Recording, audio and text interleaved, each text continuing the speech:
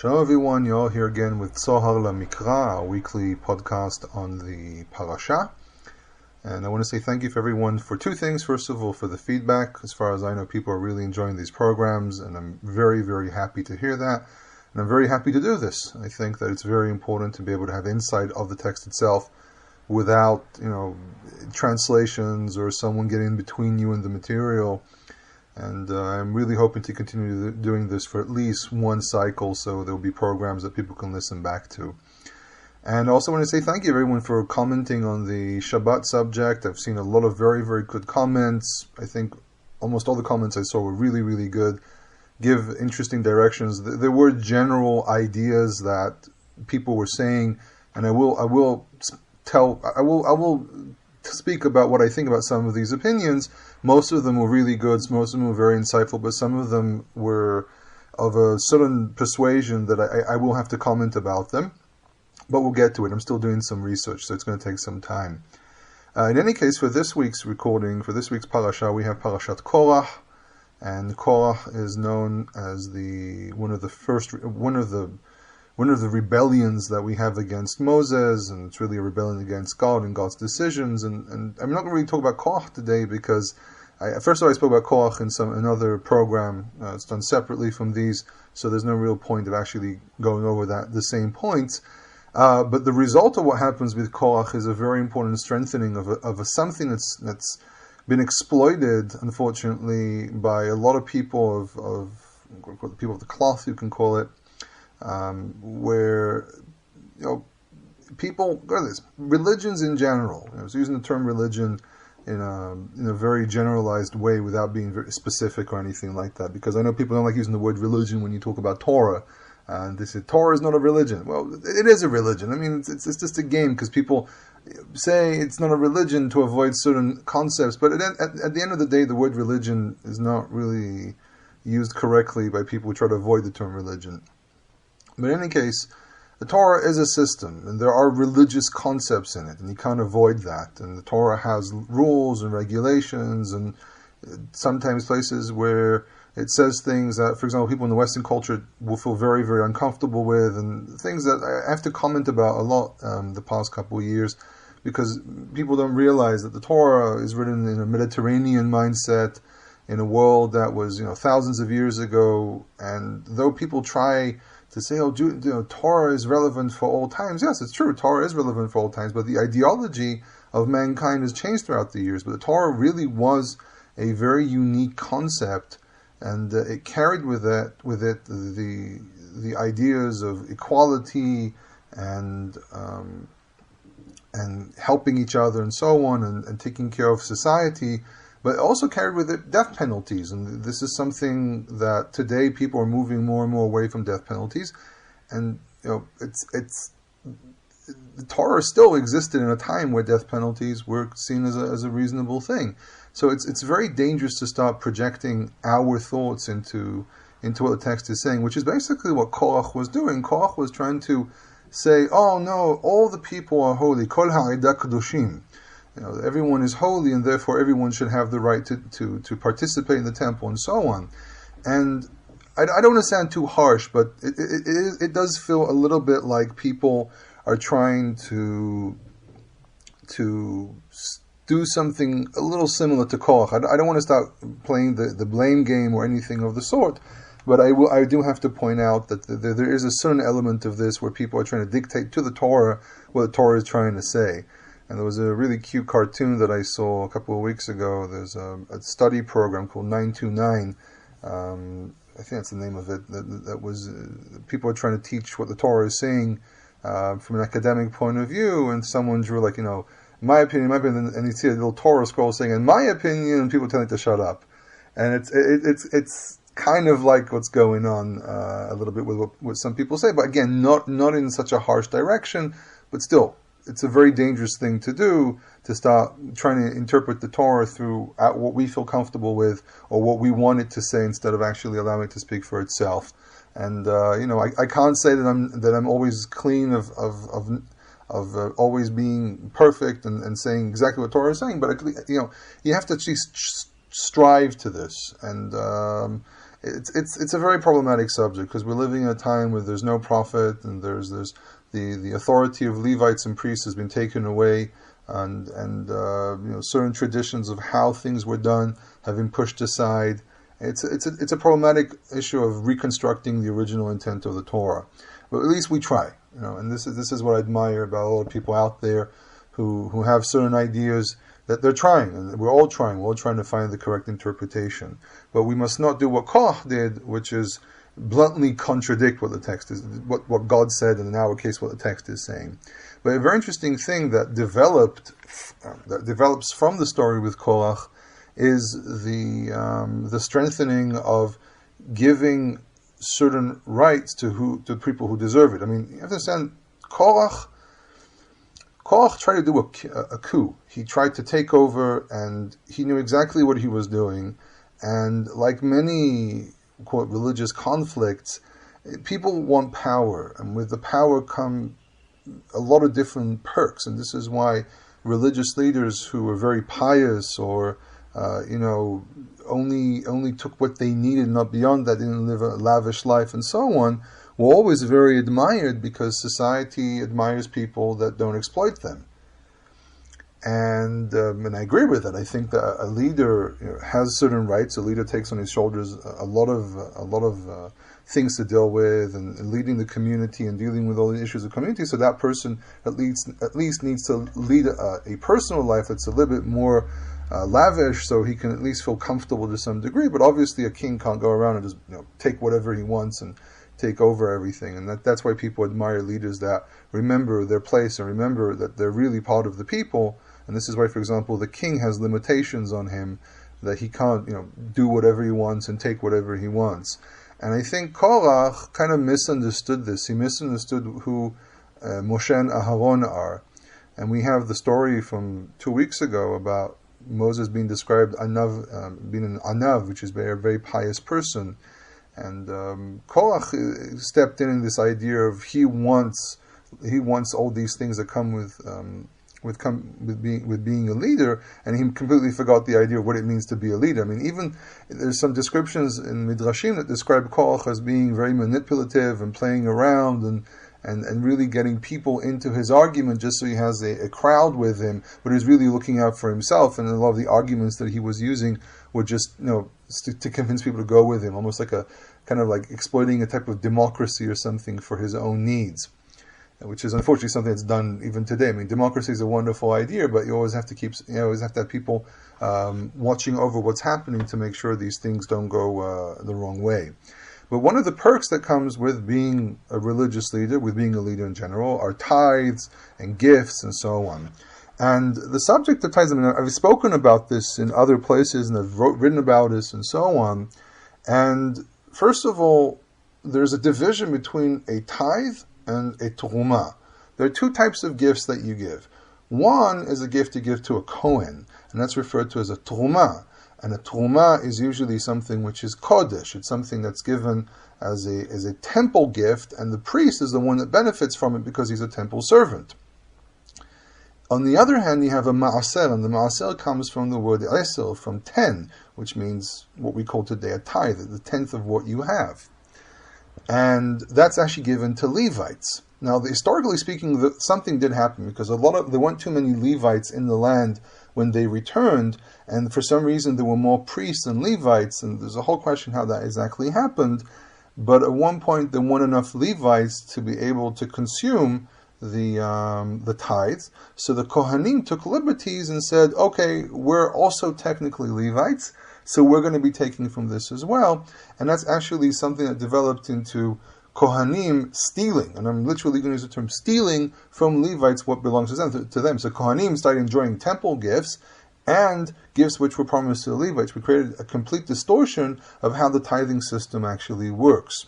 And yes, I am on a rant here because I am a Levite and I'm very disgruntled about what's happened with this. So people today only focus about the Kohen, and the Torah, especially in Deuteronomy, the Torah states over and over and over again, do not forget the Levite, do not forget the Levite, do not forget the Levite. Okay? And some people also claim that there's a contradiction between Deuteronomy and Leviticus and Numbers, regards how the tithe exactly works. So I want to try to at least propose an organization of the whole thing. So first of all, we have the Truma. And the Truma includes the first fruits and the firstborn and the animals which are offered at the temple. It's not really like that, but it's just seen as a type of Truma. You take a part of the animal burns on the altar, part of the animal is given to the Kohen. All these things which are sanctified, all these things which are temple bound, you have to have a temple for these things to exist. Literally anything, grains and so on. So that's a Truma. And the Kohanim were usually the smaller number, and the Kohanim really were around the temple, and this is how they lived. They received smaller quantities, but people came with their sacrifices, came with their gifts. So the Kohanim had plenty. But the problem is that when you have to take a tenth of your harvest and give it to someone, you can't really drag this quantity all the way to one temple, to a centralized temple, and be able to use it. So it seems to be that there's a very simple logic here, that the smaller quantities were taken to the temple because it was easier to carry. It was also usually the much more expensive element of what people gave, and was much easier to transport. The Levites, who were scattered all over the land and lived in Levite cities, which seemed to be, according to, for example, to Dr. Menachem Haran, seemed to be small religious centers, especially for teaching Torah and for people to come when there are disputes that they can't resolve at their gates. Even the Mishnah, even the Talmud admits that there's a sequence where you go to the gate. If it doesn't work, you go to another Beit Din or another court until you reach the temple in Jerusalem. That the description in Deuteronomy is more of skipping all the stages, is going straight, giving you the straight process of how to jump forward. But they claim that there were actually things in between. But in any case, the point is that the Levites were scattered all over the land, so it was much easier for tribes and people from tribes to carry a shorter distance to go all the way to these Levite cities. So it made a lot more sense that the larger quantities, which were not necessarily from the more expensive, were brought to the Levites. And the Levites, as it says in chapter 18 in Numbers, verses 25 to 32, the Levites are supposed to take a tenth of that, which becomes a much smaller quantity, and take it to the temple, because Levites would rotate. Levites, for example, would show up at the temple every once in a while to serve. We're talking here more of the description of how things were done from the perspective of the Torah, not how things were done in the centralized system where there was only Jerusalem. We're talking about pre-Jerusalem reality, and also there's a bit of a problem with the division of the different groups of Levites and how it worked in the temple, but I'm not convinced that what is described in the Mishnah is really how things were done originally. I think that there was a rotation, and Levites would appear probably whenever they wanted, as the Torah describes it. The Levite can show up at the temple and serve with the rest of his brothers. So in any case, the Levites take this tenth, and they go to the temple, and they give it at the temple. For example, if an entire city, they all have all this tithe, because what people probably do is arrive at the gate, and then the Levites, the head, the families would meet up when the tithe arrives, and they'll divide it between them. This guy has 10 kids, we have to give him this amount. This guy has 2 kids, we give him this amount. There was some kind of organization in it, and a need for organization was really clear at one point. That, for example, times of King Josiah, what they did, if I remember, I think it was King Josiah, they actually brought everything in the temple and put it in a special court where it was divided up in between everyone. So that always creates a debate. Do you have to bring it to the temple, or do you give it also in your cities? And really the whole idea of putting it in the temple was just to organize the whole thing. There was the whole subject was completely unraveled, and people just did whatever they wanted. So the king was trying to just organize to make sure it actually went to the right place. But I don't think you really have to take it to the temple. I think actually was just given to Levites in the land. But then there's the question: what do you do with Deuteronomy? How do you deal with Deuteronomy? Because Deuteronomy describes that you take a tenth and you go to Jerusalem and you share it with everyone else during the feast. So I've met people say, "Oh, the only tithe there really is that one which benefits the owner, and then if he wants, he gives a little bit to whomever he wants." And that's basically believing that there's some kind of a contradiction between the rest of parts of the Torah and Deuteronomy, and people who think like that are unfortunately also supporting document hypothesis and things of that nature. Really what I think should be seen here is that there are 2 types of tithe. there is a tithe that's given to the Levites, okay? Then every third year, meaning year number 3 and year number 6, inside the 7-year cycle of the Shemitah, any leftovers a person might have in their house, this is besides what you have to give the Levites every year, any leftovers that exist from tithe, which is given for going to Jerusalem. If Levites, maybe even Levites should do this, Levites, if they have anything left from previous years, you go and you accumulate this at your gate, and then the widow, the poor, the fatherless can come and also collect this food to help themselves. This is basically a system of clearing out the stables, so to say, to make sure that we continue a cycle where everyone benefits from this. But also every year, a person who goes to the temple shares what he has with the widow and the fatherless and the poor and so on. So there's always a mechanism that takes care of everyone in society. Levites have no land. Levites need a consistent income of food, because Levites' job is to really teach the Torah, be a judge, lead the people, and so on. So Levites need to be cleared to do other things. Okay, Levites might have worked as well in different professions, but at the end of the day, you don't have land. And we understand that their reality wasn't that they had supermarkets and you could go to a supermarket and buy whatever you want. No, if you had no land, it was very plausible that you'd be poor, because land was a source of income. In agricultural cultures, land was the most important thing you had. If you were landless, you were basically a nothing. And this reality existed this very day. There is a group, for example, in India, who live on the rivers, and they have a miserable life. They can't get an education. People don't like them because they have no land. And you have to look at societies like this, older societies, and understand how it works. It's a very simple exercise in anthropology. So Levites have no land, so Levites need a consistent income. Poor widows and so on, they still live in cities, and they're not the majority. It's not as if we're dealing with a massive group of people. Okay, you can have a city of, say, 1,000 people. Out of 1,000 people, 10, 15, 20 people could be considered really poor, but society took care of them. Levites are a very unique social group that need support because of their job, which is a completely different function. So, looking at all the different types of tithes that exist, there is the tithe the Levite gives from the tithe given to a Levite every year. That's one tithe, and you have a tenth of that, which is a type of truma, which is given to the Kohanim. But the Truma, by the way, has no specific number. It can be a tenth, it can be less. It's not really clear.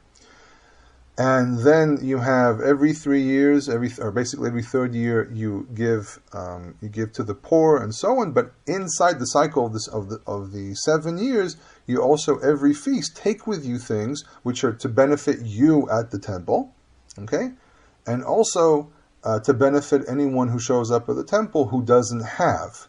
Okay, it's not a choice that you have. You have to share with others.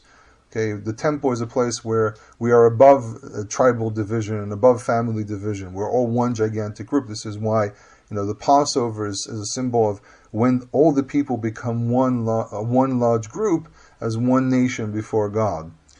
And unfortunately, people have exploited this for a lot of things. Like, for example, people who are not Levites or go around saying, you need to give me your tithe, and they tie this up together to giving to the priest, like for example Melchizedek. But Melchizedek, if he's a priest, he receives something completely different, not the tithe. Besides the fact that the whole order of Melchizedek thing is really a made-up concept, and I'm actually in the middle of writing something about this to try to clarify at least some of the concepts about it. It's not a simple matter, but Melchizedek was a priest. He was a priest of his city as a king. Kings were also priests. So they would receive a certain amount of gifts. But again, we can't tie that up with the Aaronic and the Levite priests because it's a different system. Now, if a person is a teacher, is a leader, and they get support from people, that's perfectly fine. But you have to be very careful not to call it a tithe. And I remember when I first did the program about the tithing, it was really weird because suddenly someone came up with this idea. He started going out saying, "I'm a Levite," and I was like, "Wait, up today you never said you were a Levite, and now suddenly it was really either it was pure coincidence or it was planned. Someone might have heard my program about this and came up with a scheme saying, okay, I'm just going to say I'm a Levite, and it really shocked me. I mean, it was just horrendous. This is Qorach. This is someone jumping up trying to take power that doesn't belong to them. And I myself as a Levite, I don't go around telling people I want your tithe. I mean, if someone decides to give, I don't say no, but I don't do that because I don't think it's fair towards people. So many people going around saying, give me your money, people get really fed up with it. It's the wrong thing to do. If someone gives it to you, you need to be thankful and not try to push this. If the people want to give, they need to give it from their whole heart, because if it's a commandment, then they have to give it as their own free will. They have to make the choice that they want to give. People who make promises of prosperity, people who say, give me and you get 10 times back, all these different things. If it's not under the authority of Torah, you cannot call it a tithe.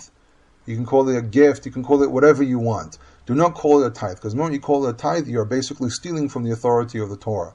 And this is a very, very severe matter. And the story of Qorach is proof of that. You try to take away from the authority of Torah, claiming that you're giving the correct interpretation, you're basically committing a crime against God. Because Moses says, your complaint is not upon me, as Moses and Aaron, your complaint is against God. And this is a very, very dangerous act. It's a very, very dangerous thing to do. So I openly say this. If you want to give to someone as a gift, do it gladly. This is a rightful thing to do. These are teachers. These are people who put a lot of effort in teaching and helping others. Great. Call it a tithe? Big no. Don't do that. You're endangering yourself. I'm saying this also to the teachers. You're endangering yourself. I remember the first time I came out with this, I was called out by several people. You're damaging our income. And I said, dude, it doesn't work like that. I actually said the word dude when I spoke with him. I said, listen, it doesn't work like that. Okay, you need to realize that you have a right as a teacher. That's one thing. We find with Samuel, for example, it says people went to Samuel to receive advice. They'll give him a gift. Look, there's a solution. There's a way of doing that. But to call it a tithe is a very dangerous act. So as a sum, we have, just to sum up again, we have several types of tithes. We have one that's given to the Levites, one which is given every 3 years from anything which is left over. This is why it's called Shnat HaMa'aser, because it seems to be the year of the tithe, which is really when you gather everything left over from other years. So you have like many types of tithe. This is why it's a little emphatic, the year of the tithe. And then you have the tithe you take for yourself every year to go to Jerusalem. Now, I also think, by the way, you can use this tithe. For example, if you want to do at least once a year or every couple of years, collect your tithe for that to come to Jerusalem and celebrate the feast in Jerusalem. I've suggested this idea many times because people put their tithe aside and they always wonder what they can do with it. And you can actually I personally think you can also use at least some of it to be able to come to the land, to be able to pay for a plane ticket and come to the land and celebrate one of the major feasts in Jerusalem or in the Jerusalem area. So that's another venue that you can have. I know people do this every year. There are people who come to Jerusalem and they use their tithe money to fly, and they try to buy things in the land and find, they walk around looking for poor people to give, and wonderful. It was just beautiful to see it. People from South Africa, from the United States, from Canada, from South America, from Europe, just beautiful, beautiful activities. And so I actually see people doing it in real life, and it's just beautiful to see this. So in any case, I didn't talk a lot about the text today, about the words, but I did focus on major points here, because I've spoken about this before, and it was in one forum, and I want to bring this up again, because it's an opportunity. So remember, tithe is a ma'asel. It's a tenth, but it's given to the Levites. A Kohen receives a truma from the word rum, which is to lift. Okay? And Levites are supposed to take from that a tenth and give it to the Kohen. Okay? And it's considered for Levites like a tithe. You have your tithe that you give every 3 years, which is basically, I personally think, is the leftovers. And you also have your yearly tithe that you use when you come to Jerusalem. And that's putting order in everything and connecting all the different dots. Because I've seen people disconnect and say this and say that, but not taking the entire picture into thought. In any case, thank you for joining me again this week. I hope this recording was good for everyone. If you have any questions about this subject or any other subject, feel very free to contact me. I also offer a Bible class every Sunday at 8:15 Israel time. Calculate that based on where you're at. If you need any more details, let me know. And it's not a free class, but it's not an expensive class either. We learn a lot of Hebrew, a lot of grammar. I also offer Hebrew classes. Yes, I'm advertising a little bit. Hebrew classes. If you need information on that, contact me. And for anything else, feel very free. HebrewInIsrael@gmail.com or the Facebook page. And see you next week.